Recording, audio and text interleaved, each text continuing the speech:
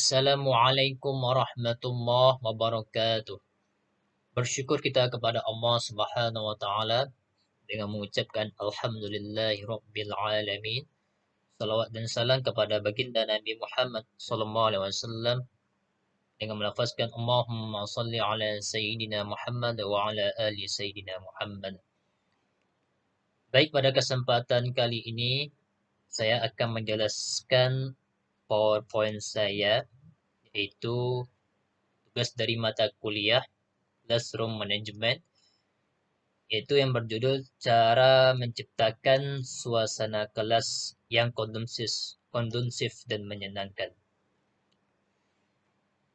Baik, pada kesempatan kali ini saya akan menjelaskan bagaimana cara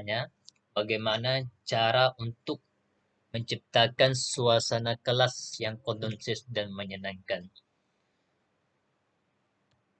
Baik, saya akan membaca sedikit dari penjelasan PowerPoint saya. Suasana belajar yang tenang dan kondusif adalah faktor yang menunjang fokus belajar siswa dan efektivitas mengajar guru. Dalam menciptakan suasana tersebut, dibutuhkan peran guru dalam memahami kondisi sosial anak. Kegiatan pembelajaran jarak jauh menjadi tantangan besar untuk mengatur suasana belajar yang tenang dan nyaman. Karena pasalnya, mengontrol siswa secara langsung saya dibilang sulit, apalagi harus dibatasi jarak dan hanya bisa memberikan arahan melalui layar. Dalam situasi ini, guru harus bisa menjaga stabilitas emosi, sabar, dan menunjukkan minat yang tulus dalam mengajar.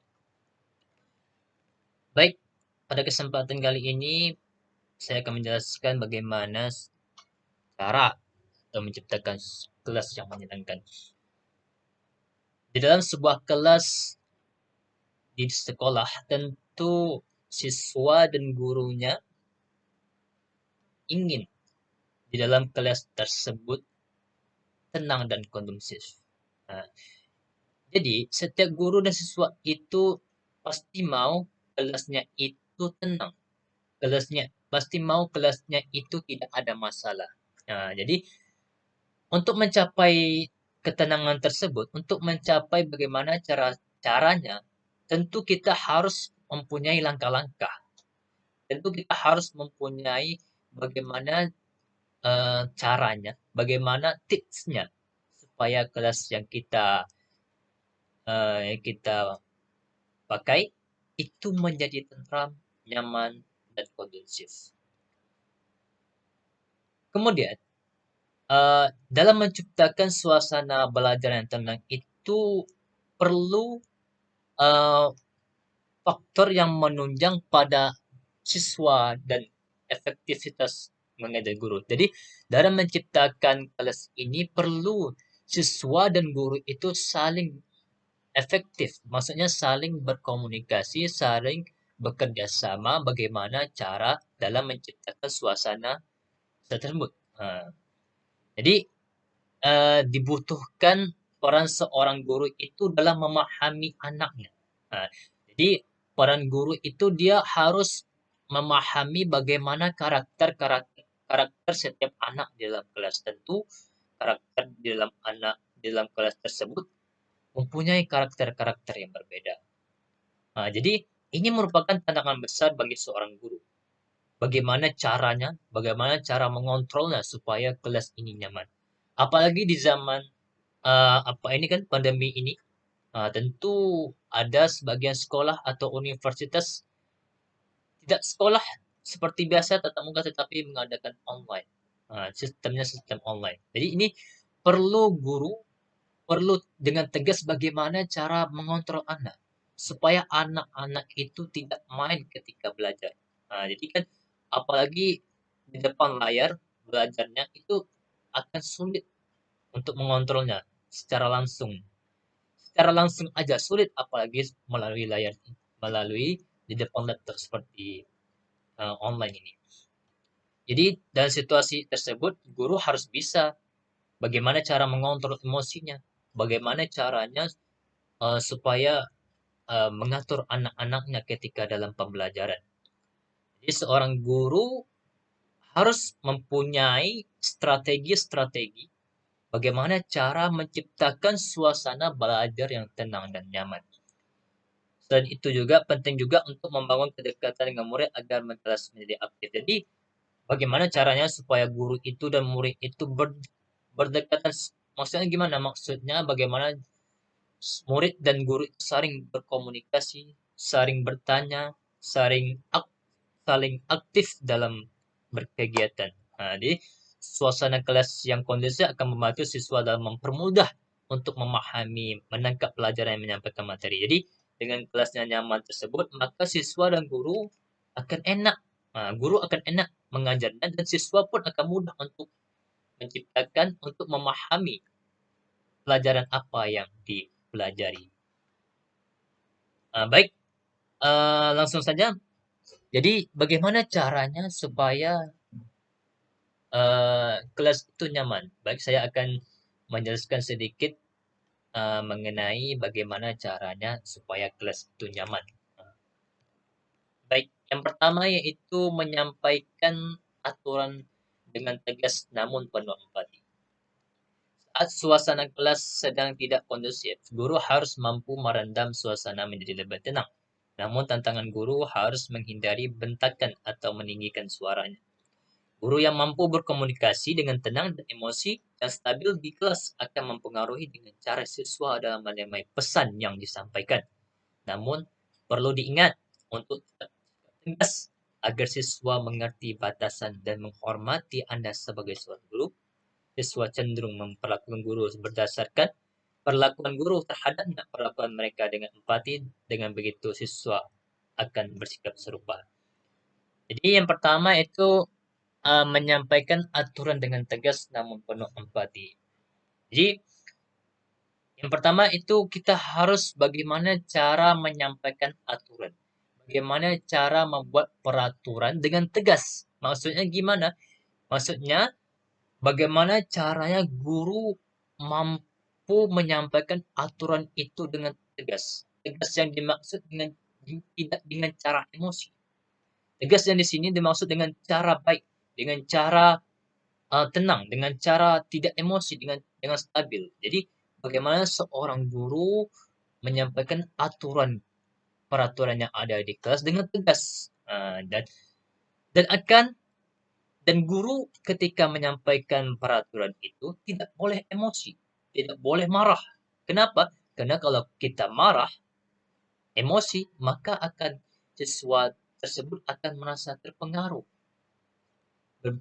Siswa tersebut akan merasa takut dengan apabila kalau ada guru menyampaikan aturan itu dengan emosi. Jadi bukan berarti kita menyampaikan aturan itu dengan lemah, dengan tidak tegas. Nah, nanti dikhawatirkan nanti siswanya malah menganggap enteng gurunya, malah menganggap sepele dengan aturan yang disampaikan dengan gurunya. Jadi tegas yang dimaksud ini kita harus berani, kita harus tenang dalam menyampaikannya dan tidak boleh dan dengan dan tidak boleh dengan rasa suara yang lembut atau dengan cara lemah lembut dan lain sebagainya.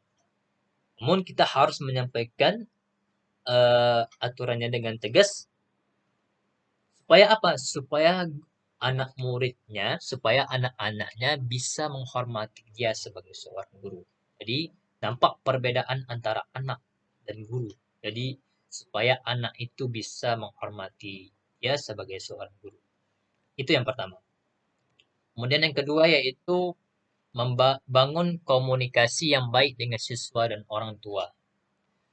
Anak cenderung akan meniru perilaku orang yang lebih tua. Ketika di sekolah, mereka akan mengamati orang yang lebih dewasa untuk diikuti supaya perilaku Anda bisa menjadi teladan yang baik bagi mereka. Bangunlah hubungan yang hangat dengan para siswa. Buat interaksi yang positif dan menyenangkan bukan hanya sekedar siswa tetapi juga orang tua mereka. Jadi di sini yang kedua yaitu membangun komunikasi antara yang baik dengan siswa dan orang tua. Jadi anak anak dan orang tua itu ya Baik, jadi siswa dan orang tua harus berkomunikasi dengan baik. Jadi, anak dan orang tua harus berkomunikasi, harus berbicara sesama mereka, harus dengan baik, dengan kata-kata yang sopan, tidak boleh dengan kata-kata yang kasar. Jadi, sebagai orang tua harus menjadi contoh, harus menjadi seorang suri tauladan bagi anaknya. Kenapa? Karena anak tersebut akan meniru, anak tersebut akan mengamati orang yang lebih dewasa, apalagi orang tua. Maka sebagai orang tua harus memberikan contoh yang baik kepada anaknya. Nah, jadi eh, orang tua pun harus berperilaku, harus berbicara dengan baik supaya apa? Supaya anaknya dapat meniru atau mencontohi hal-hal yang baik dari yang dilakukan orang tuanya dalam hal-hal yang positif. Jadi siswa siswa dan orang tua itu harus hubungan yang hangat kepada sesama mereka. Buat interaksi yang positif dan menyenangkan bukan hanya dengan siswa tetapi juga orang tua mereka. Dalam skema pembelajaran, jadi dalam skema pembelajaran online saat ini, kerjasama antara guru, murid, dan orang tua dalam berkomunikasi sangat mempengaruhi proses belajar. Jadi, tidak hanya siswa dan orang tua saja, guru pun harus ikut uh, berkomunikasi dengan orang tuanya. Kenapa? Supaya kita bisa memberitahu, supaya kita mengetahui bagaimana anaknya ketika di sekolah, bagaimana anaknya ketika di rumah, apakah mereka di sekolah ini belajar, bagaimana perilakunya, gimana kalau di rumah. Jadi harus ada hubungan, harus ada communication, dalam bahasa Inggrisnya communication. Harus ada komunikasi mereka supaya mereka mengetahui dan mendidik anaknya. Contohnya eh, dalam misalnya dalam kelas dimulai pukul 7 pagi namun siswa belum siap di room online. Peran orang tua dibutuhkan untuk mengingatkan dan mempersiapkan. Jadi peran orang tua di sini sebelum jam 7 harus sangat dibutuhkan juga untuk anaknya. Kenapa? Jadi orang tua harus mempersiapkan seperti makanannya, harus membangun anaknya sebelum jam 7, bersiap-siap, mandi, makan, lain dan lain-lain sebagainya. Kenapa? Supaya supaya ketika anak itu belajar dengan gurunya, apalagi di saat sekarang ini ya sistemnya online. Jadi anaknya tersebut uh, dalam kondisi yang baik, anak tersebut dalam kondisi yang tidak ngantuk, tidak lapar dan lain sebagainya. Sehingga apa? Sehingga anaknya tersebut semangat dalam belajar. Jadi orang tua harus mendukung juga. Orang tua harus membantu juga supaya pembelajaran anaknya itu dapat dipahami, dapat dipelajari dengan baik dan benar. Itu yang kedua. Kemudian yang ketiga yaitu libatkan siswa dalam membuat aturan.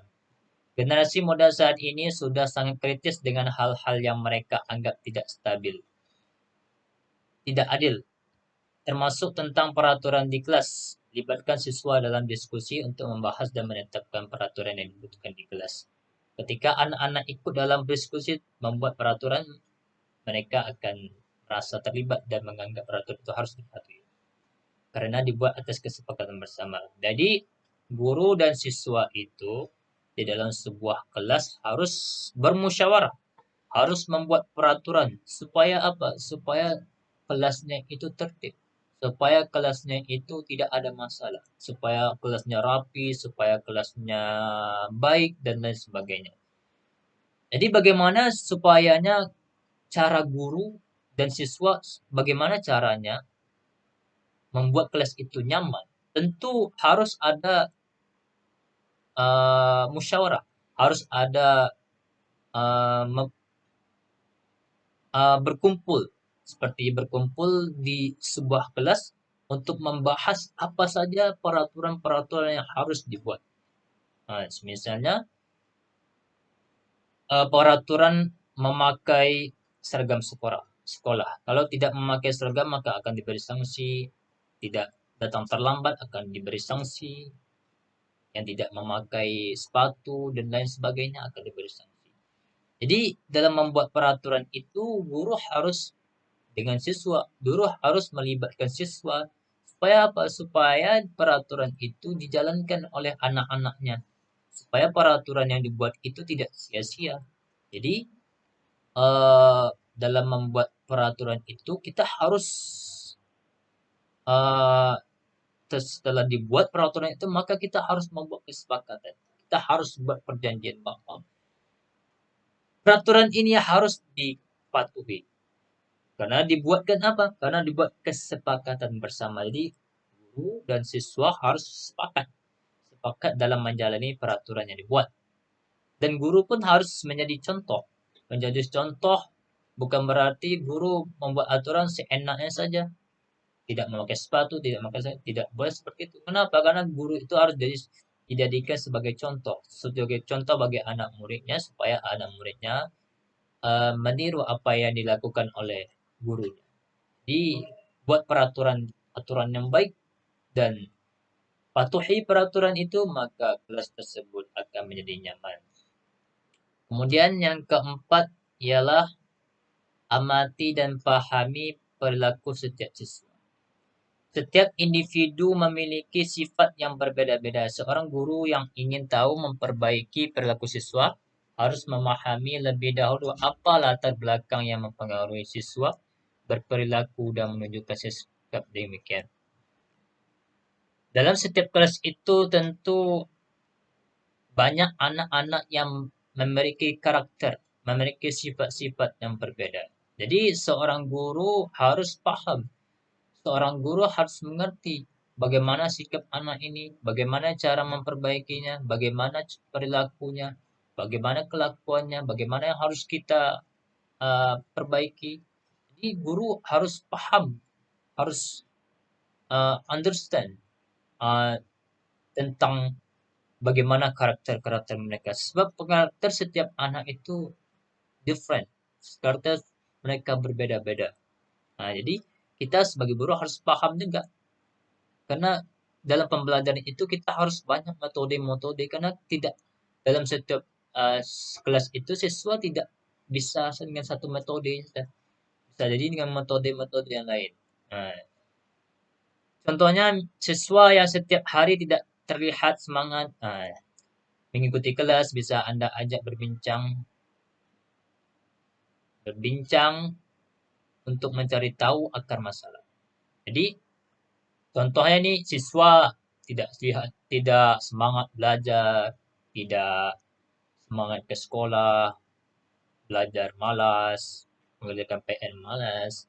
Jadi kita sebagai seorang guru, kita harus merangkul dia, kita harus mendekati dia, harus berkomunikasi sama dia. Apa penyebabnya sehingga dia tidak mau semangat sekolah, sehingga dia malas, sehingga dia tak semangat sekolah, tidak semangat belajar. Apa masalahnya? Jadi kita rangkul dia, menemukan solusi dan memberikan motivasi. Kita memberikan solusi kepada dia bagaimana jalannya, bagaimana caranya supaya dia tidak mengulangi perbuatan yang tadi itu. Kita harus memberikan solusi dan kita harus memberikan motivasi atau semangat, kata-kata motivasi semangat. Misalnya, kalau kamu belajar ini, kamu akan sukses besok, kamu akan menjadi orang sukses, orang kaya, atau dan lain sebagainya. Kamu akan membuat orang tuamu bahagia. Jadi kita sebagai seorang guru harus memberikan motivasi, semangat supaya anak tersebut tidak mengulangi perbuatan yang tadi. Bukan berarti guru malah memarahi dia, membodohi dia. Kamu ini bodoh sekali ya, dan sebagainya. Kamu ngapa malas, ngapa? Bukan berarti seperti itu. Karena anak itu berbeda. Ada yang bisa dinasihati, ada yang tidak. Nah, maka jangan kita marahi. Kalau kita marahi, kalau kita bodohi dia, kalau kita uh, bentak-bentak, maka otomatis dia akan down. Dia akan tidak semangat lagi untuk belajar.